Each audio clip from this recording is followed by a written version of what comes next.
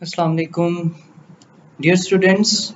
आज हमारा टॉपिक है स्टेट्स ऑफ मैटर, जिसमें हम लोग डिफ्यूजन और diffusion in liquids, diffusion in gases और factors affecting rate of diffusion और कुछ पास्ट पेपर क्वेश्चंस करेंगे।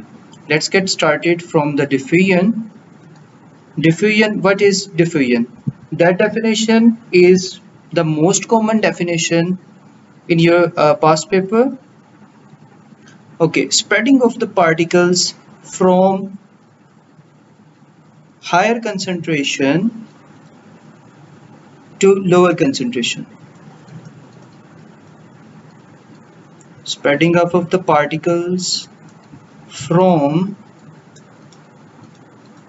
higher concentration to lower concentration.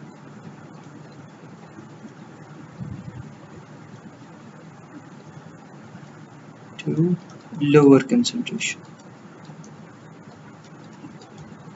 is called diffusion. अच्छा, अब ये आप कुछ डायग्राम्स देख रहे होंगे।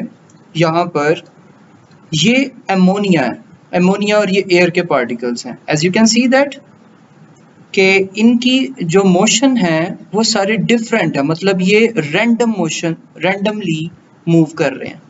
लास्ट क्लास में हमने पढ़ा था कि गैसेस का मोशन क्या होता है, मूवमेंट क्या होती है, रैंडमली मूव करते हैं। ठीक है, उसके बाद अब मुझे एक चीज बताएं, यहाँ पर ये एक टर्म कंसंट्रेशन यूज किया।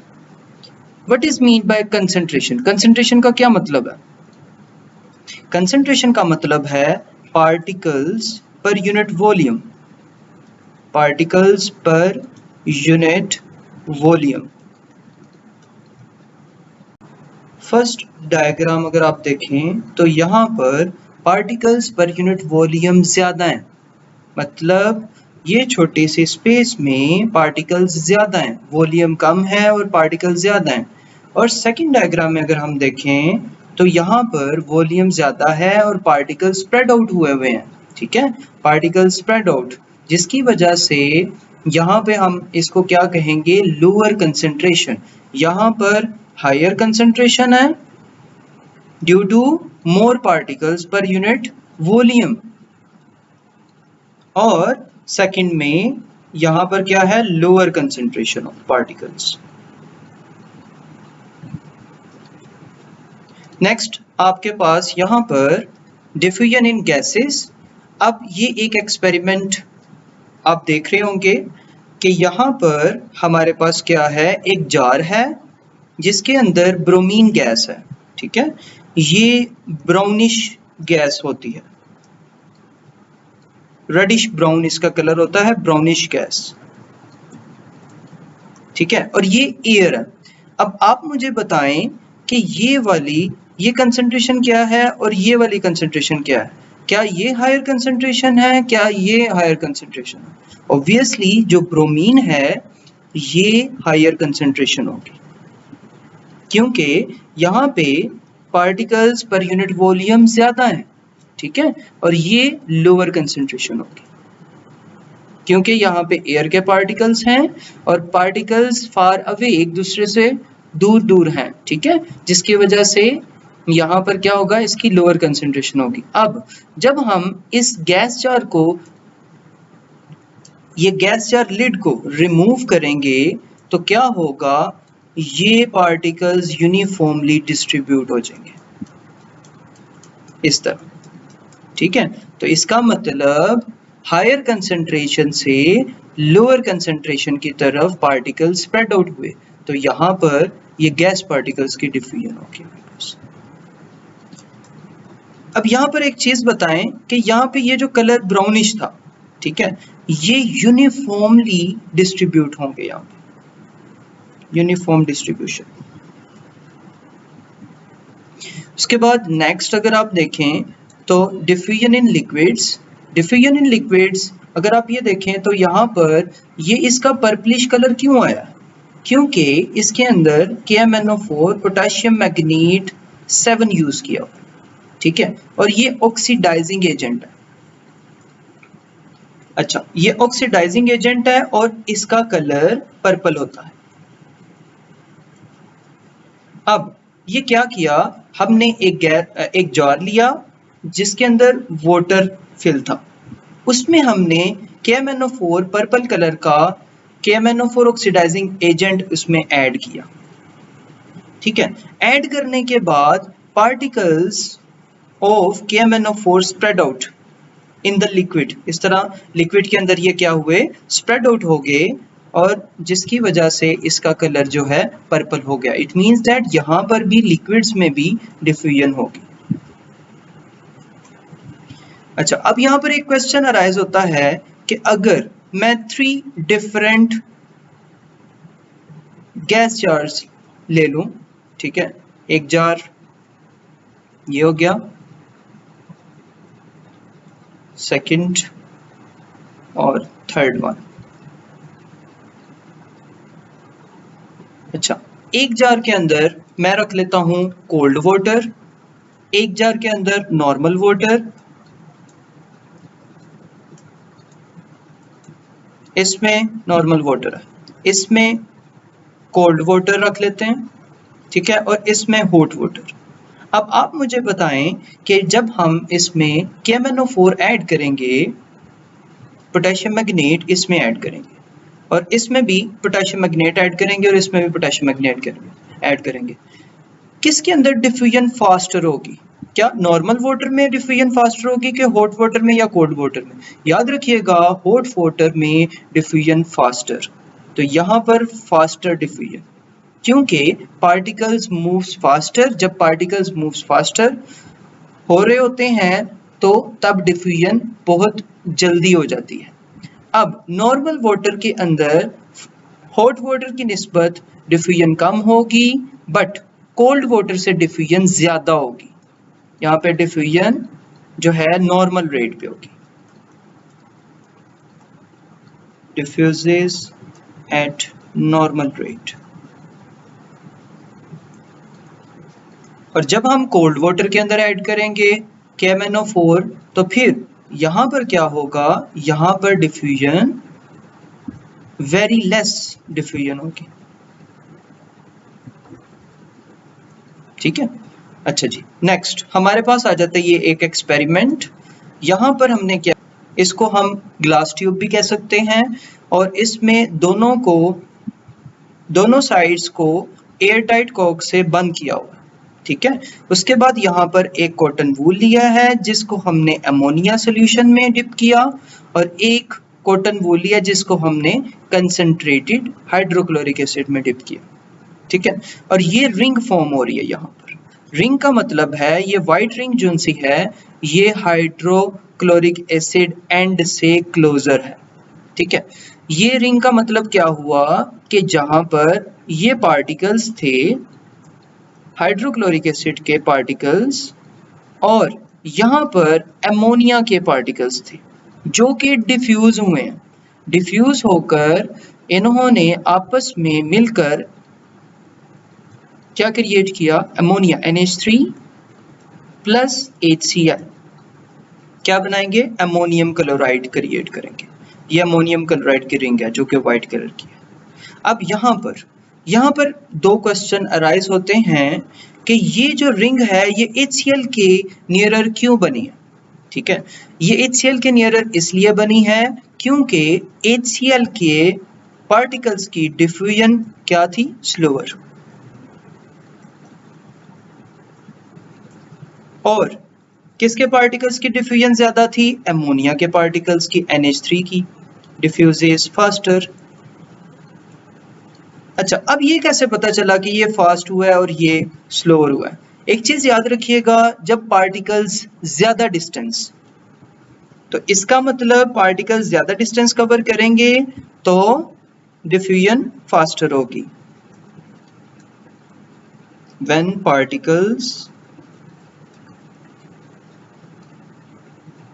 diffuses far apart,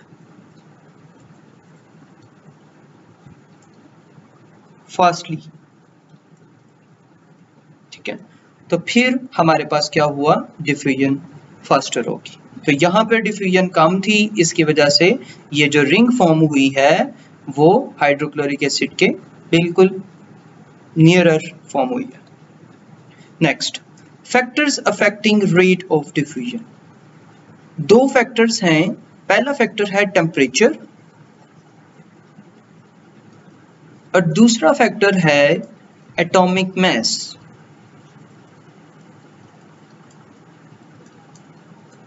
पहले हम लोग टेम्परेचर के फैक्टर को डिस्कस कर लेते हैं। टेम्परेचर, एक चीज मुझे बताएं, अगर मैं टेम्परेचर इंक्रीज कर देता हूं, if I increases the temperature, temperature क्या किया, इंक्रीज कर दिया, तो डिफ्यूजन क्या होगी, तो डिफ्यूजन फास्टर होगी, क्योंकि डिफ्यूजन विल बी फास्टर। इसकी रीजन क्या है, रीजन क्या है, पार्टिकल्स मूव्स फास्टर।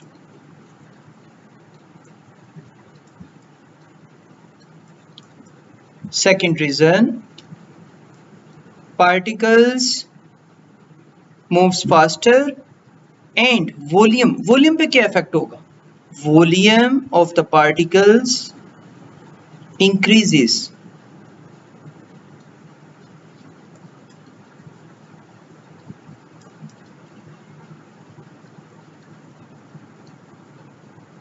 ठीक है, तो ये दो इसके रीजंस हो सकती हैं। अगर टेम्परेचर इंक्रीज होगा तो ये है, अगर टेम्परेचर डिक्रीज हो रहा है तो diffusion slower, particles do not move faster, मतलब वो फास्टर मूव नहीं करेंगे, और यहां पर क्या होगा, डिफ्यूजन स्लोअर होगी, और particles, volume of the particles decrease करेगा, पार्टिकल्स कम्स क्लोजर, एक दूसरे के करीब करीब आ जाएंगे। ठीक है, अच्छा जी, एटॉमिक मास का डिस्कस कर लेते हैं। एटॉमिक मास, एक चीज याद रखिएगा, जिस भी गैस या लिक्विड का एटॉमिक मास मोर होगा, ज्यादा होगा, तो उसमें डिफ्यूजन स्लोअर होगी।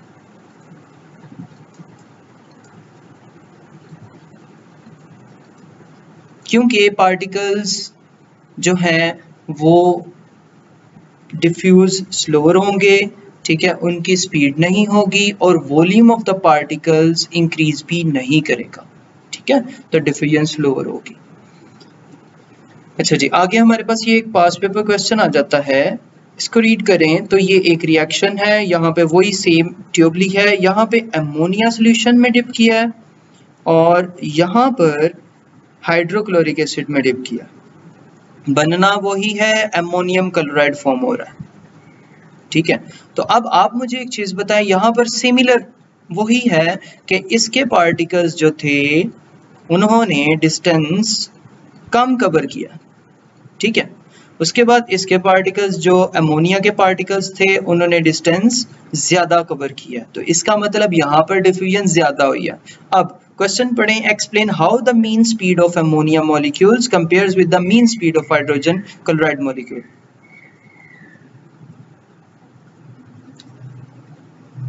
इसको अब आप आंसर करें, ठीक है, बाय योर ओन। नेक्स्ट, ये देखें, इसमें इसका आंसर लिखा हुआ है कि अमोनिया मूव्स फास्टर।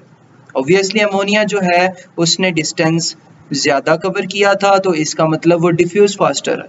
उसके बाद दूसरी रीजन आप ये लिख सकते हैं कि अमोनियम क्लोराइड जो है वो form nearer to the HCl because the ammonia has travelled further. दोनों में से जो भी आप रीजन लिखें, दोनों ही वैलिड हैं। अच्छा, ये चीज याद रखिएगा, इग्नोर, इग्नोर का मतलब है अगर आप ये रेफरेंसेस इंक्लूड कर देते हैं तो उस पे आपके मार्क्स डिडक्ट नहीं होंगे, बट यहाँ पर आपको मार्क्स अवार्ड भी नहीं किए जाएंगे। ठीक है, तो ये 2 मार्क पॉइंट्स आपने आंसर में लिखने। नेक्स्ट क्वेश्चन देखें, gas particles travel very quickly, give 2 reasons why it takes several minutes for the ammonium chloride to form. आपने 2 रीजंस बताने हैं कि काफी ज्यादा टाइम क्यों लगा अमोनियम क्लोराइड फॉर्म होने में। तो अब यहाँ पे डायग्राम को देखकर आप मुझे बताएं, ये क्या है, गैस पार्टिकल्स है ना, तो क्या ये डायरेक्टली मतलब स्ट्रेट मूव करेंगे, स्ट्रेट मूव तो नहीं ना करेंगे ना, ये इधर उधर मूव करेंगे। ठीक है। तो एक तो ये रीजन हो सकती है कि ये गैस पार्टिकल्स या फिर पार्टिकल्स ऑफ अमोनिया जो है ये स्ट्रेट लाइन में मूव नहीं करते, they move in random direction. ठीक है, एक रीजन ये होगी। और दूसरी रीजन जो है आप ये लिख सकते हैं, they collide with the walls of container. Container की वॉल्स के साथ, ये कंटेनर है ना, ठीक है, इसकी वॉल्स के साथ कोलाइड कर रहे हैं ये पार्टिकल्स, जिसकी वजह से इनकी स्पीड स्लो हो गई। ठीक है, ये अगर आप इसकी मार्क स्कीम देखें तो M1 gas particles move in random direction, M2 gas particles collide with air और अदर पार्टिकल्स। ठीक है, ये अगर आप नहीं भी लिखते तो इट्स ओके। उसके बाद गैस ये M3 gas particles collide with the walls और साइड्स ऑफ द ट्यूब। ठीक है, होपफुली आपको समझ आ गई होगी। Thank you so much. अल्लाह हाफिज़।